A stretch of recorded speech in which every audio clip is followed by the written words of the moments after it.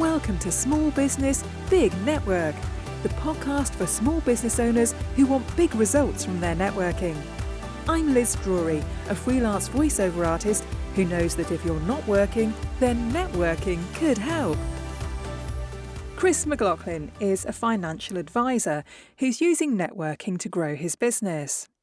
He started off using a scattergun approach, but he says that going to the same networks regularly is much better. It helps you build a relationship with people.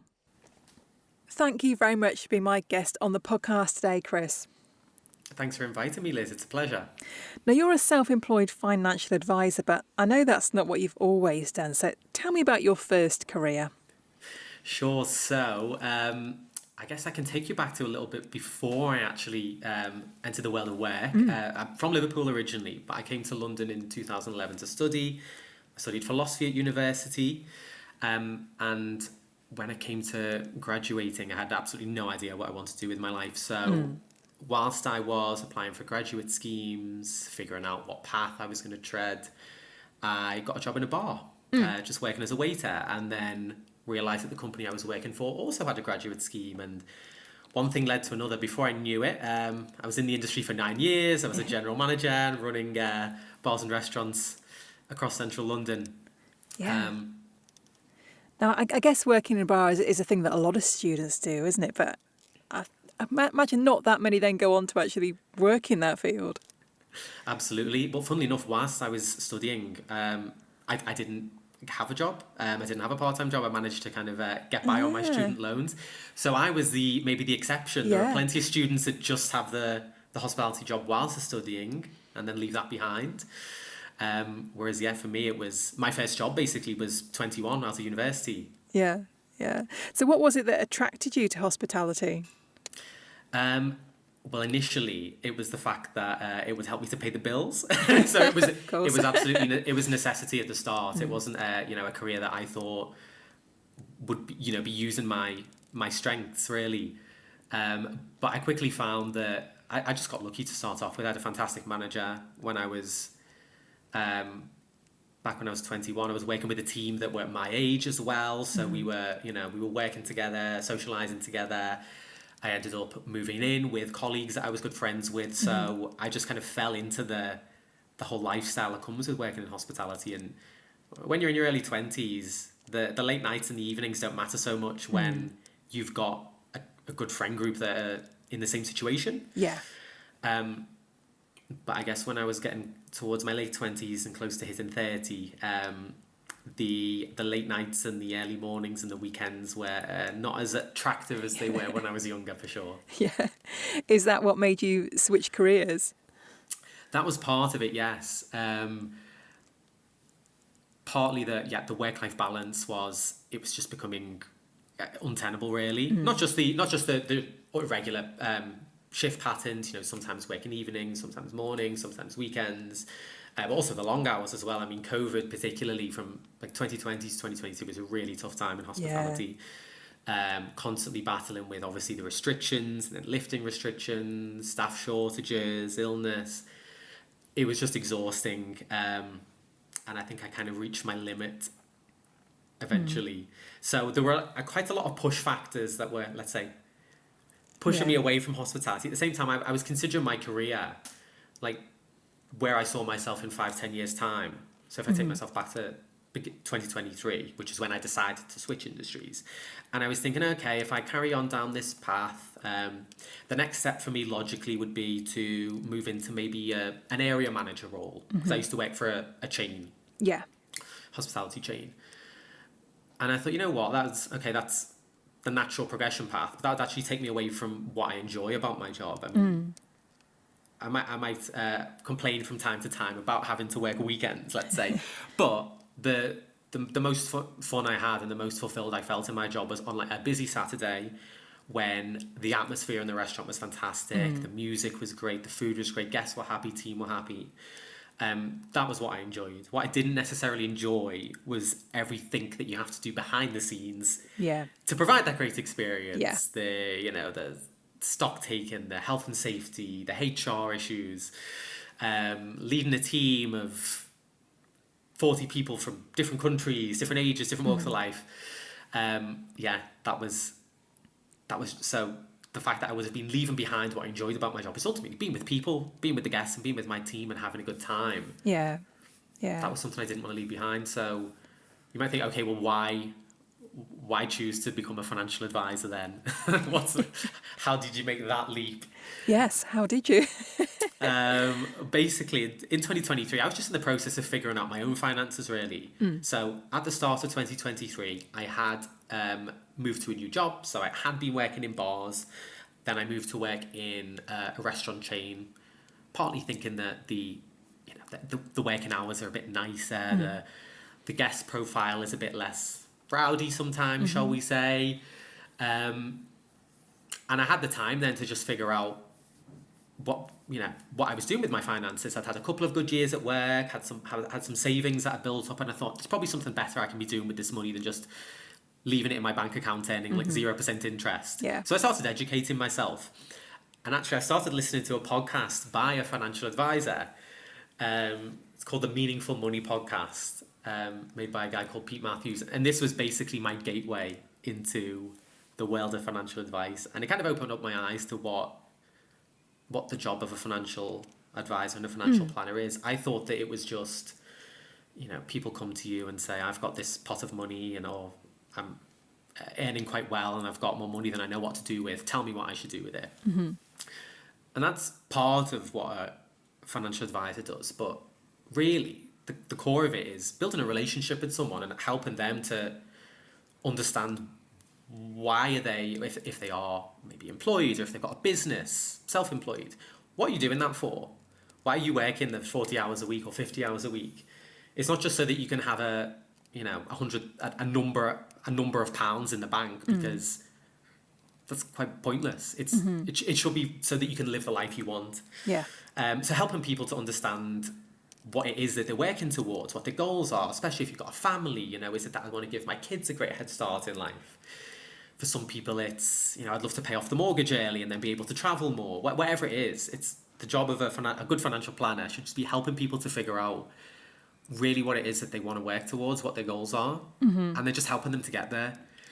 And when I guess understood that most of the job is that, it's about building the relationships and helping people to kind of gain confidence and educate them about their finances, and then that the investment advice part of it is just a small part. That's when I thought, okay, that's a career that I can see myself not just doing, but enjoying and thriving and feeling fulfilled in. Yeah. So how easy was it to make that switch from hospitality into finance? Well, initially, back in July 2023, I made the decision I was going to switch careers. So I signed up for a level 4 qualification in financial planning, which is what you need legally to give financial advice. But at that point, I really had no idea how I was going to make the move into the industry. I thought of, if I could go back, maybe I would have done a bit more planning up front. But I basically so I signed up for this qualification, had a conversation with the HR team and the business that I was working for, and they agreed to let me go part-time whilst I was studying. So I'd have the time to really focus on getting the qualification. And then as it got closer to me qualifying, that's when I started really looking at what my options were. Initially, I thought I was just going to get a job. That was what I'd used to. I'd been an employee all of my life, and it didn't really occur to me that there was another path. Being self-employed or starting a business I'd always thought that's something for other people. That's something for people that are braver than me, that are maybe are happy taking the risk. I didn't see myself as that type of person. So I was having conversations with I was applying for a lot of entry-level roles within financial advice firms, working in like an admin capacity, with the promise then that over time I'd be able to work my way up and ultimately be able to advise clients. But at the same time, there are quite a few advisor academies in the UK which aim to help people transition from different careers into financial advice. Because the thing is about the financial advice industry, it's an aging profession. I think the average age of a financial advisor in the UK is about 57. Oh, wow. And I guess good for them, because a lot of them do quite well for themselves and tend to retire early, which means that over the next 5, 10, 15 years, there are going to be lots of them retiring and not enough people to actually look after those clients, let alone all of the other, the people in the UK that have never spoken with a financial planner or a financial advisor and could really benefit from doing so. So like I say, there are these academies that really encourage second careerists to move over, and I spoke with a few of them. Ultimately, the one that I ended up going ahead with, it's called the St James's Place Advisor Academy. Yeah. And it was through speaking with them that I sort of scoped out my options. I could have, as I initially thought about doing, go for an employed role, having the security of a salary. But then we did explore the option of me going self-employed as well. So currently I'm a self-employed financial advisor, but I do work with an existing practice. Mm-hmm. So it's quite a nice halfway house, really, between being an employee and then being, a business owner who completely has to fend for themselves. Yeah. So obviously I've got mentors in the business that I work with. I've got an office space I can use. I get the admin support that's provided by them. But also I've got the freedom that comes with being self-employed to spend my time how I want. Building the network I want, working with the sorts of clients that I want to. If I want to devote some of my time to financial education, that is something that I'm able to do now. Yeah. So I it wasn't something I set out to do, to be a self-employed financial advisor, but it turned out to be the right thing for me. I mean, I'd been running hospitality businesses for years, so I'd kind of been responsible for, wearing all of the hats that a business owner does. And I thought, what, why not, after all of those years of working hard, but ultimately my hard work generating profits for a company and me not seeing the benefit of it. Yeah. Why not be in a position where I'm rewarded really for my own hard work and the good job that I do? Yeah. So who are your clients? Are there sort of particular types of people that you like to work with? So given my background in hospitality, that is definitely where I would say a sizable minority of my clients, so it's not the majority, but where a lot of them came from, because from my time working in the hospitality industry, when I kind of reflect back over those years, we just didn't talk about anything finance related. It's just something that, I'm sure it's not just specific to the hospitality industry, but we didn't talk about, basic things like pensions and saving and budgeting and planning to get onto the property ladder and when will you retire. It's just not things we used to talk about. So I knew that there was as I was going through the process of studying to be a financial planner, I could just really see that with my friends and my colleagues within the industry, there's a real gap between what they knew and kind of what you need to know to really put yourself in the best position possible financially. Yeah. So my initial clients were people from my network, really, my ex-colleagues, my friends, and that has continued from the people I've worked with. They've introduced new people to me because they've really valued the help that I've been able to give them. So although not all of my clients are in hospitality, I work with nurses, with IT consultants, with a full range of all sorts of professions, business owners, employed. Although hospitality work is probably the biggest chunk. Yeah. And what do you help them with? What kind of advice can you give them? So the process starts by, so when people are introduced to me, normally it might be that I've worked with someone and I've helped them with, I don't know, helping to understand how their pension is working and maybe what they could be doing better, or if it's a family that is, looking to buy a house and wants to find the best way to save up for the mortgage. That normally there'll be a thing that is maybe one priority that the person has that they'll have when they're speaking to me initially, but then the process I go through, we basically do a full financial health check. So although, like I said, there may be an initial priority that they had, I'll have a look at their full situation, and then maybe we'll uncover areas that they hadn't thought about having to, do anything in, but where they really should. So the areas that I tend to advise on are savings, investments, budgeting, pension planning, and personal insurance. They're the kind of the nuts and bolts. But ultimately, they all need to be linked to what people's goals are. So particularly if, let's say you've got a young family, a married couple and kids, they might say, well, one of my priorities is to make sure that, I can provide the best head start in life for my kids as possible. And I want to make sure that if anything happens to me, that my family's going to be okay and be looked after. So part of that might be putting money aside for the kids, saving for them in a junior ISA. Part of it might be making sure that if they, if one of the parents is made redundant, let's say they've got enough savings on hand, building up a good cash buffer to cover any emergencies that come up. But also if let's say they've got a property and they've got a mortgage, making sure they've got like the insurance in place so that, if God forbid one of the parents was to pass away, that the mortgage could be paid off and the family would be okay financially. So normally there are lots of different areas that we'll look at, almost like going for a full GP checkup. And then you find out that you might have just gone in thinking that you had a problem with your ankle, but then you do your blood pressure test and realise that you need to do something for that as well. So that's sometimes the way it works out. I end up helping people with things they didn't even consider. Yeah. So tell me about how you grow your network. What kind of networking do you do? Sure. So when I initially qualified as a financial advisor, my network was basically, when I looked at my LinkedIn and my, obviously not just, and my contacts in my phone, it was about 80% people in hospitality. Yeah.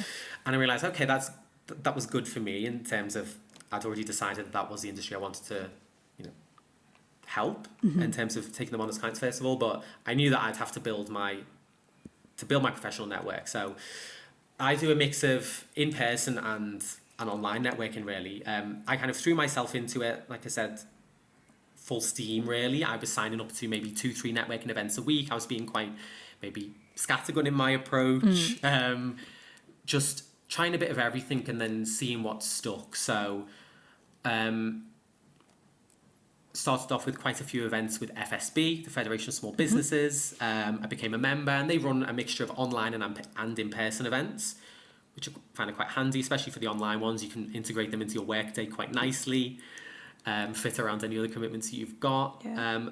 But what I found over time is that there's real value in finding networking, as opposed to just kind of attending one-off events and an ad hoc events, and then taking a load of business cards and then essentially not doing anything afterwards. I've tried to be a bit more intentional and focus on the sort of, let's say, whether it's in person or online networking events, where I've just connected with people that are, I think, are nice people that I'm on the same wavelength as, and then try to repeat those.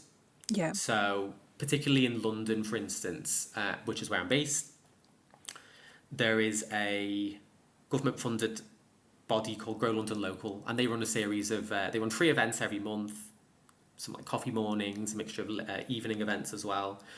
And I've just found that the sorts of people that are attending tend to be in a similar position to me, age-wise, starting out a new business.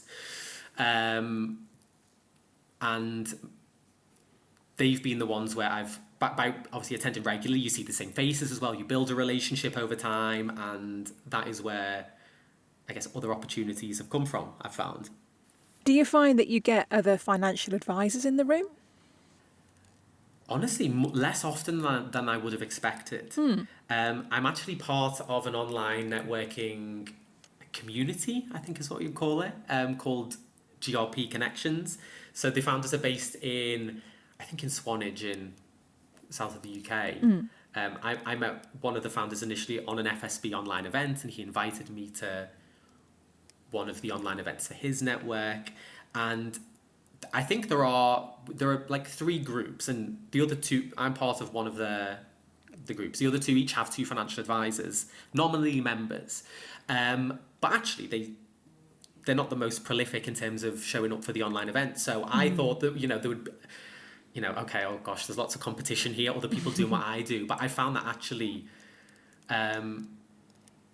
there actually aren't that many really, or the ones that do sometimes, maybe they just position themselves very differently. They might come in wearing a suit and a tie, and conversations they'll be having are about investment yields and things like that. Whereas that's not my approach. When when I step into a networking event, I tend to be a bit more casual, because that's the way that I dress day to day when I'm meeting people. So I don't want to give a false impression. And when I'm talking with people at an event, I'm looking to find out. I hear about them, about what they do, about their their business, but also family. Where have you been on holiday recently? Getting to know someone. Yeah. That's my approach. Whether it's working with a client or whether it's just building a relationship with someone in my network, it's getting to know them as a person and how I can help them. Yeah. So when you get asked at networking meetings, what is it that you do? How do you explain your job? So what I tend to say is, it depends on how much time I've got. If it is very short, I tend to say that my name's Chris, I'm a financial planner. I work with people to help them get clear on what their financial goals are really, and help them to put a plan in place to achieve them. Whether that is a young family looking to get onto the property ladder, if it's somebody that's looking to retire at 50 and travel the world, it's helping people to get clear on what those goals are and make them a reality. Yeah. So would you recommend networking to other small businesses, and if so, why? Absolutely. And there are a good few reasons why, actually. From my perspective, when I started out, the first networking event I went to, when I was asked to, give your 30-second elevator pitch, I was quite nervous about it. I mean, I think I had one written down already, and it was maybe on my notes on my phone. But when you're in a room with 20 other people that you don't know, it can be a bit nerve-wracking. But as you do it over time, obviously the confidence builds. And I found that the confidence in explaining what you do and how you help people, even if it's just to other business owners, it really translates into how you actually speak with your clients about what you do and how you can help them. So I found, first of all, that it actually improved just speaking with people about what I do in a networking environment. Actually, did improve really the way that I positioned and thought about like myself and my own personal brand and how I help people. I mean, from doing networking, I've found people that I've ended up working with as their client. Particularly around, for me, my communications, like how do I present myself, whether it is on social media or whether it is in person. That is something that I knew I could do with some help with, and through a networking event, I met someone that did help me with that. And in addition to that, I think I mentioned earlier in our conversation that something that I'm quite passionate about is financial education. And through the networking that I've done, there have been quite a few opportunities that have come up for me to, rather than just having one-to-one conversations, as I tend to do most of the time with clients, speak with larger groups of people about the basics of personal finance that ideally they should have learnt in school but didn't. Just to give them the knowledge that they need to make good financial decisions. So, for instance, there was one networking event where I met the founder of an acting academy. And on the back of that, I said, I'd really love to come in, if you think it'd be appropriate, to give a talk to some of your students. You know, for aspiring actors who are looking to make it a profession, it's tough. I mean, as it is, I think, in any creative industry, it's quite hard to make a living full time, especially when you're just starting out. And they said, yeah, absolutely, come along and speak to some of our students. And I had a fantastic amount of interaction from it. I'm actually going back next week to deliver another session to their students there. And on the back of one of the sessions that I gave, I actually ended up speaking to one of the more mature students who's quite fairly established actor. And after just having a conversation one-to-one with her afterwards, it turns out that I ended up helping her with some of her financial planning. So it's almost like, kind of a domino effect. You put yourself out there, you speak with people, opportunities arise, and then ultimately clients and business came out of it as the end result. Yeah. Wonderful. So my final question then, Chris, if people would like to chat to you about their finances or anything else, what's the best place for them to find you? I'd say the best place to go is LinkedIn. If you just type in my name, Chris McLoughlin, you'll see my smiling face on there now in my profile picture. Just connect with me and drop me a message. I mean, I'm happy to have conversations with people about, it doesn't need to be, you don't need to have £1 million in the bank or be earning six figures to benefit from having a conversation with a financial planner. Yeah. I mean, the process I go through, like I say, before I actually start working with someone is just to see if I can help them. Yeah. There's no obligation. Reach out if you've got a question, if you've got a question about budgeting, or maybe it's about debt that you've managed and how can I clear it, or I'd love to pay off my mortgage early, but I'm not sure if I should do that or if I should be saving instead. Just reach out, ask a question, and ultimately what I want to do is help people to get to where they want to be when it comes to their finances. And yeah, if you think I can help you do that, feel free to get in touch. Great. Well, thank you very much. It's been great chatting to you. Pleasure chatting to you too, Liz. Thanks for listening to Small Business, Big Network. If you found this podcast useful, please do rate, review and subscribe. And don't forget to share it with the rest of your network too.